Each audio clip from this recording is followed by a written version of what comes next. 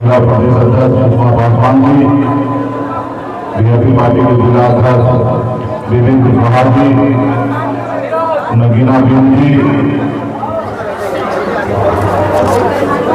और हमारे साथ पटना में से आए दिल्ली के retired commissioner VK Singh ji जो यहाँ पर उपस्थित है, गया जिला से भिखारी जिला परिषद सदस्य यहाँ पे उपस्थित है, अनुप्रिया पटेल जी और पार्टी के सदस्य भी बने हैं, सरोज जी और उनके धर्मपत्नी जो मुखिया हैं कलावती जी, इस कार्यक्रम में उपस्थित हमारे संजय बिन जी, जितेंद्र कुशवाहा जी, डॉक्टर सतेंद्र कुशवाहा जी, अभिमन्यु कुशवाहा जी, बलजीत कुशवाहा जी, संजय कुशवाहा जी, धनंजय कुशवाहा जी, गुलशन कुशवाहा जी, मोहद्दीन अंसारी जी, अनिल सिंह जी, नौदीन जी, जवाहर पाल जी, शेखर ठाकुर जी, रामराज पासवान जी, जमील अंसारी जी,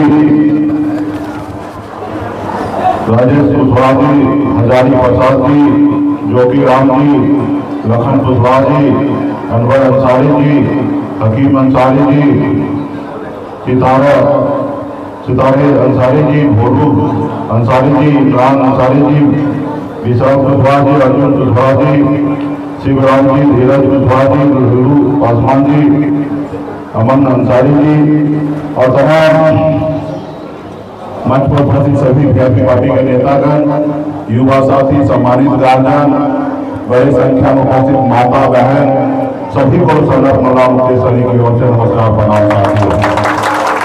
साथियों, हमारा शुभकामना है कि आज सरोज कुशवाहा जी पार्टी को सदस्य बने हैं, इनके साथ और भी सदस्य लिए हैं और मुझे पूरा उम्मीद है कि आप इस एरिया में पार्टी को मजबूत करेंगे और जब आप पार्टी के लिए काम करेंगे तो निश्चित तौर पे पार्टी आने वाले समय में ऊंचाई की ओर बढ़ेगी। तो मुझे पूरा विश्वास है कि आप ऑलरेडी जनप्रतिनिधि हैं, आप MP साहब यानी कि मुखिया पति हैं और मुझे विश्वास है कि आगे आने वाले समय में काम होगा। तो आपको शुभकामना और फिर आप लोग से ये होगा। और यहाँ पे बड़े संख्या में यहाँ माता बहन हैं, तो मैं आपसे भी आग्रह करता हूँ कि आज इस कार्यक्रम में उपस्थित हुए हैं, आपसे एक विनती है कि एक रोटी कम खाइए लेकिन अपने बच्चे को पढ़ाइए लिखाइए। समाज में अगर तरक्की चाहिए, समाज में बदलाव चाहिए, अगर आप चाहते हैं कि आपके आने वाला पीढ़ी सर उठा के जिए, उसकी जिंदगी में कोई कष्ट ना आए, तो उसके लिए उसको पढ़ाना लिखाना एकदम ही ज्यादा जरूरी है। तो इसलिए बच्चे को पढ़ाइए लिखाइए, काबिल बनाइए, क्योंकि संसार में सदियों से जो दबे कुचले लोग हैं उनके ऊपर लोगों ने राज करते आया है और अभी भी जो इस संसार में समझदार लोग हैं, जो अपने आप को कहते हैं कि हम पैसे वाले हैं, वो हमेशा गरीब को दबाने का काम करते हैं। साथियों, हमेशा दबाने का काम करते हैं। तो इसके लिए आपको हमेशा संघर्ष करना पड़ेगा, लड़ाई लड़ना पड़ेगा, तब जाके आने वाला समय में आपके बच्चे सर उठा के जिएंगे। आज जैसे हम सर उठा के जी रहे हैं, ये इसमें मेरा योगदान नहीं है, इसमें हमारे पूर्वज का योगदान है। आप कल्पना कीजिए, हमारे पूर्वज ने मुगल से लड़ा, हमारे पूर्वज ने पौने 200 साल अंग्रेज से लड़ाई लड़ा। लड़ाई लड़ने के बाद देश आजाद हुआ। उससे पहले राजा महाराजा हुआ करता था, 534 राजा हुआ करता था और राजा जो है वो हम लोगों पे हुकूमत करता था। फिर अंग्रेज आया, अंग्रेज हम पे हुकूमत करता था, उसको हम लोगों ने मार के भगाया और उसके बाद बाबा साहब भीमराव अम्बेडकर ने एक संविधान बनाया। उस संविधान में लोकतंत्र एक बनाया और संविधान में हमको एक ताकत दिया, चाहे वो गरीब का बेटा हो या अमीर का बेटा हो, सबको वोट गिराने का अधिकार दिया। बाबा साहब भीमराव अम्बेडकर ने कहा कि अब रानी के कोख से जो बच्चा जन्म लेगा वो राजा नहीं बनेगा, अब इस देश के राजा वो बनेगा चाहे वो गरीब मजदूर का बेटा हो या मछुआरा का बेटा हो, वो अपने वोट के दम पर वो राजा बनेगा। लाइट आएगा, वोट के दम पर बनेगा। तो अगर आज आपको जो भी तरक्की मिला है वो आपके वोट के दम पर मिला है। अगर वोट का दम नहीं होता तो आपका अपना कोई अस्तित्व नहीं होता, खास करके SC ST OBC, तो उसका कोई पहचान नहीं होता। अगर वोट का अगर अधिकार नहीं होता तो लालू प्रसाद यादव जी मुख्यमंत्री नहीं बनते। अगर वोट का अधिकार नहीं होता तो नीतीश कुमार जी बिहार के मुख्यमंत्री नहीं होते। अगर वोट का अधिकार हमको नहीं मिलता तो उत्तर प्रदेश में दलित की बेटी 4 बार बहन मायावती जी मुख्यमंत्री नहीं बनते। अगर वोट का अधिकार नहीं होता तो मुलायम सिंह यादव जी मुख्यमंत्री नहीं बनते। अगर वोट का अधिकार नहीं मिलता हमें तो कर्पूरी ठाकुर जी बिहार के मुख्यमंत्री नहीं बनते। और अगर बिहार का मुख्यमंत्री नहीं बनते तो आज अति पिछड़ा जो समाज से जो लोग आज सीना तान के मुखिया बने हैं वो मुखिया नहीं बनते। ये ताकत हमको वोट में मिला है। तो इसलिए साथियों, ये वोट को ताकत को संभाल के रखिए। अगर वोट का ताकत हमको नहीं मिलता तो OBC आरक्षण नहीं होता। आज OBC आरक्षण के तहत आज पूरे बिहार में, देश में हमारा भाई बेटा आज इंजीनियर है, कलेक्टर है, SP है, तो ये वोट के दम पे हुआ है साथियों। पहले अंग्रेज के जमाना में या उससे पहले राजा महाराजा के समय में ऐसा नहीं होता था, क्योंकि वो आपको कोई वैल्यू नहीं देता था। उनको पता था आज भी गरीब है और आने वाले समय में भी आप गरीब रहेंगे। आज आप पे राज करते हैं और आगे भी आप पे राज करेंगे, ये सोचता था। लेकिन आज वो हर एक नेता को आपसे डर होता है। डर इसलिए होता है कि आपके सामने में सही काम करने का कोशिश करते हैं, इसलिए क्योंकि उनको पता है अगर सही काम नहीं करेंगे तो 5 साल में जब हमको वोट की आवश्यकता गिरेगा तो ये जनता हमको भगा देगा, हमको वोट नहीं देंगे। इसलिए डर से आज आपके बीच में काम करते हैं। तो इसलिए साथियों, ये वोट का ताकत को संभाल के रखिए। आज बहुत जो लोग जो है वो वोट को आपसे छीनना चाह रहा है। आज बड़े बड़े लोग जो अपने आप का इस देश के राजा है, देश के प्रधानमंत्री हैं, जिसके कंधे पे जवाबदेही है कि देश चलाना है, लेकिन आज वही चोर निकल रहा है जिस पे हमें पूरा भरोसा है चुनाव आयोग पे। आज वो कहीं ना कहीं किसी के कहने पर आपका वोट चोरी करने का इरादा से काम कर रहा है। तो इसलिए साथियों, हम कल एक सुन रहे थे, हमारे बिहार के ही बड़े नेता हैं रविशंकर जी, बहुत बड़े विद्वान नेता हैं। भारत सरकार में कौन सा मंत्री थे वो? कानून मंत्री थे। कानून मंत्री थे। उम्र अभी 70-72 साल हो गया है। 2-3 साल और राजनीति करेंगे, उसके बाद उनको रिटायरमेंट मिल जाएगा, अगली बार उनको टिकट नहीं मिलेगा।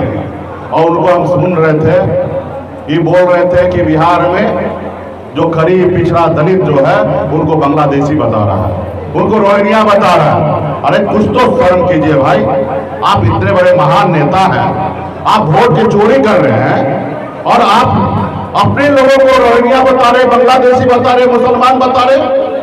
ये कैसे है? ये क्या समझ में नहीं आ रहा कि ये लोग ऐसे स्टेटमेंट देते हैं। अभी आप बताइए, ये जो 2024 में बिहार में 40 को सांसद चुनाव जीते हैं, जिसमें से 30 को सांसद मोदी जी का ही है। और ये 30 को के दम पर मोदी जी दिल्ली में सरकार में है। अगर यहाँ पे 30 को सांसद नहीं जीते तो दिल्ली में मोदी जी की सरकार नहीं बनता और देश में मोदी जी प्रधानमंत्री नहीं बनते। आज वही वोटर 2024 में जो वोट दिए हैं, आज उस वोटर को कहते हैं बांग्लादेशी है। अरे भाई, रोहिंग्या मुसलमान है, ये कहां से आ गया भाई? बिहार में 20 साल से आपका डबल इंजन का सरकार है, तो आपको चुल्लू भर पानी में डूब मरना चाहिए। आपका सरकार है और इसमें बांग्लादेशी कैसे आ गया है? आपको 11 साल से देश में सरकार है, आपको चुल्लू भर पानी में डूब के मर जाना चाहिए। बांग्लादेशी लोग कैसे भारत में आकर अपना वोटर ID कार्ड बना लिया है? इस तरीके से आपका स्टेटमेंट है। आपको पहले अपने गिरेबान में झांकना चाहिए, आपको अपने आप में मंथन करना चाहिए कि जो आप कह रहे हैं क्या वो देश के लिए सही है। आपने बिहार महाराष्ट्र में वोट को बढ़ाकर वहां पे आपने सरकार बना लिया और बिहार में आप चाहते हैं गरीब पिछड़ा दलित अल्पसंख्यक को वोट को काट कर और आज चाहते हैं कि हम सरकार बना ले। ये लोकतंत्र को आप हत्या करने में लगे हुए हैं। आप संविधान को नहीं मान रहे हैं। जिस देश में जनता जो है वो मालिक है, नेता कोई मालिक नहीं होता, जनता मालिक होता। आपको याद रखना चाहिए। आज आप अपने आप को कहते हैं कि हम चाय बेचने वाले का बेटा है और प्रधानमंत्री बने हैं। अगर ये बात बोल रहे हैं तो ये संविधान का देन है कि एक चाय बेचने वाला का बेटा प्रधानमंत्री बना है। आप क्या परंपरा लाना चाहते हैं भाई? आप देश के अगले पीढ़ी को क्या देना चाहते हैं? यही चोरी नफरत, ये नहीं चलना चाहिए। तो आप लोग अपने अपने गिरेबान में झांकिए कि आप क्या कर रहे हैं। और हम लोगों का काम जनता के लिए लड़ाई लड़ना। आज हमको बहुत दुख होता है, आज नीतीश कुमार जी से दुख होता है। हम उनको अपना नेता मानते हैं, हम चिराग पासवान जी को मानते हैं क्योंकि स्वर्गीय रामविलास पासवान जी के सुपुत्र हैं। और हमने देखा है स्वर्गीय रामविलास पासवान जी इस देश में जब भी राजनीति किए अपने गरीब पिछड़ा दलित भाई के लिए किए। आज उनका बेटा को हम देखते हैं कि मोदी जी का हनुमान बना हुआ है। मांझी जी के ऊपर हम देखते हैं, हमको तकलीफ होता है। आज इन लोगों को अपने भाई के लिए, अपने जात के लिए, अपने समाज के लिए वोट की रक्षा करने के लिए रोड पे उतरना चाहिए, लड़ाई लड़ना चाहिए। लेकिन आज मोदी के गोद में बैठा है और उनका जयकारा करते आ रहा है। तो इसलिए साथियों, आज आपको अपने आप को लड़ाई लड़ना पड़ेगा। आप अगर इस देश के नागरिक हैं तो अपना वोट को बचाइए, अपना भी बचाइए, अपने दोस्त को, अपने अगल बगल, अपने पड़ोसी, अपने रिश्तेदार को भी वोट बचाइए। अगर वोटर नहीं रहिएगा तो कल आपको धक्का मार के बोलेगा भागो, आप इस देश के नागरिक ही नहीं हो।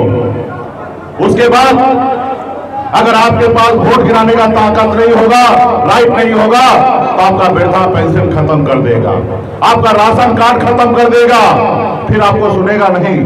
अगर आपके पास अगर अपनी दौलत है, इस देश के अगर आप मालिक हैं तो मालिक इसलिए है क्योंकि आपको वोट गिराने का ताकत है। साथियों, वोट गिराने का ताकत है। ये देश किसी एक व्यक्ति का नहीं है, ये देश किसी एक व्यक्ति का जागीर नहीं है। ये देश आज 150 करोड़ की आबादी जो भारत के है, हर एक नागरिक का ये देश है। चाहे वो हिंदू हो, मुस्लिम हो, दलित हो, पिछड़ा हो, सभी जाति धर्म के लोगों का ये देश है। अगर आपका वोट गिराने का अधिकार नहीं रहेगा तो ये देश मान लीजिए ये आपका नहीं है, आपको बाहर भेज दिया जाएगा। और बाहर कहाँ जाइएगा, कोई आपको लेने वाला नहीं है। तो इसलिए ये देश आपका है। इस देश में आपके पूर्वज जन्म लिए और आप भी जन्म लिए और इसी देश में आपको मरना है। तो इसलिए साथियों, आप लोग संघर्ष कीजिए और हम लोग भी लगे हैं ऐसे ताकत को उखाड़ फेंकने के लिए जो आपका वोट को चोरी करने के लिए लगे हैं, जो आपके साथ गद्दारी कर रहे हैं उनके जस्ट अभी जजमेंट आया करके जी लालू जी जो चल रहा है जी कि विधानसभा चुनाव से ठीक पहले ये कहीं से सही नहीं है। हाँ, क्या कहेंगे? न अभी हमको जजमेंट के बारे में नहीं पता चला है, जजमेंट देखेंगे और निश्चित तौर पे जरूरी क्या है आप चुनाव के बाद कर लीजिए या चुनाव होने के बाद 1 साल से करना चाहिए था। अभी 2 महीने के अंदर में राज्य में आचार संहिता लगने वाला है और ऐसे समय में आपका क्या षड्यंत्र है? आप 2 महीने में ये काम तो कर नहीं पाइएगा। ये काम करने के लिए आपको कम से कम 1 से 2 साल का समय लगेगा और आराम से कीजिए। इतने शॉर्ट टाइम में आप बताइए, हमारे राज्य से 3 से 4 करोड़ की आबादी जो दूसरे राज्य में मजदूरी करने के लिए गए हैं और सब छठ में, दीपावली में आते हैं, अभी कोई अपना काम धंधा छोड़कर, नौकरी छोड़कर बिहार में कैसे आएंगे? और जब नहीं आएंगे तो उनका वोटर लिस्ट में नाम नहीं जुड़ेगा और जब वोटर लिस्ट में नाम नहीं जुड़ेगा तो वो कभी भी चुनाव, क्योंकि वो देश के नागरिक है, देश के मालिक है, वो वोटर है, वो कभी भी अपने राज्य में आके चुनाव दे सकते हैं। अगर वोटर लिस्ट में उनका नाम नहीं होगा तो चुनाव कैसे दे पाएगा? और इससे बताएं हमको भारत सरकार को लाभ क्या है? इसी वोटर लिस्ट पर तो आपका 2024 में लोकसभा चुनाव हुआ और 40 में से 30 सांसद मोदी जी का बना और उसी के दम पर आज देश में सरकार है। और जब सरकार अगर उसी के दम पर है तो ये वोटर लिस्ट कैसे खराब है? अगर ये वोटर लिस्ट अगर गलत है तो सबसे पहले जो 40 सांसद जीत के गया उनको आप इस्तीफा लीजिए, उनको सदस्यता समाप्त कीजिए, तब हम माने कि वो वोटर लिस्ट सही नहीं है। तो आप ऐसा कीजिएगा नहीं, सिर्फ लोगों को भरम फैलाइएगा और लोगों को तनाव में लाइएगा, लोगों को परेशान कीजिएगा, खास करके गरीब मजदूर किसान को परेशान कीजिएगा, तो ये सही नहीं है। ये आप चुनाव के बाद भी ये आप काम कर सकते हैं, तो चुनाव के बाद आराम से कीजिए और बिहार में लोगों को चैन से रहने दीजिए। जनता जो है वो मालिक है, उनको ये जो चुनाव का समय जो होता है, लोकतंत्र का बड़ा पर्व होता है, उस पर्व में सभी लोगों को आप सही से पर्व का हिस्सेदार बनने दीजिए। यही मैं चुनाव आयोग से कहना चाहता हूँ, देश के प्रधानमंत्री से कहना चाह रहा हूँ कि यहाँ पे जनता का भावना के साथ रहिए। यहाँ आपने काम अगर किया तो निश्चित तौर पे जनता वोट देकर आपको राज्य में पुनः सरकार ला के देंगे। जनता पे आप भरोसा कीजिए। अगर जनता के बीच में अगर आपने काम नहीं किया तो ये जनता अगर उखाड़ फेंकेगा। तो ये लोकतंत्र का यही सबसे बड़ा खूबसूरती है। आप अगर गर्व से कहते हैं कि मैं चाय बेचने वाला का बेटा हूँ, तो अगर प्रधानमंत्री बने हैं तो ये बाबा साहब भीमराव अम्बेडकर का संविधान का ही देन है कि उसी संविधान के दम पर आज देश के प्रधानमंत्री आप बने हैं। आप परंपरा ऐसा कुछ मत ऐसा नया लागू कीजिए जिसके कारण आने वाला पीढ़ी इसको देखकर और तानाशाह के जैसे हिटलर जिस तरीके से देश चलाता था ऐसे देश को चलाएगा तो ये हमारे देश के लिए, हमारे आने वाला पीढ़ी के लिए सही नहीं होगा। तो यही मैं लड़ाई लड़ रहा हूँ और निश्चित तौर पे हमें पूरा विश्वास है कि इस हमारे पक्ष में फैसला होगा और सरकार को, चुनाव आयोग को ये वापस लेना पड़ेगा। पप्पू यादव को मंच पर चढ़ने दिया है, क्या कहेंगे? ऐसी कोई बात नहीं है। सब जगह प्रोटोकॉल होता है किस स्टेज पर किनको चढ़ना है, और प्रोटोकॉल ऑफिसर को नहीं जानकारी था कि पप्पू जी है, सांसद है, तो उनसे ये चूक हुआ होगा। इस पे बहुत ज़्यादा डिबेट नहीं करें। विधानसभा चुनाव में VIP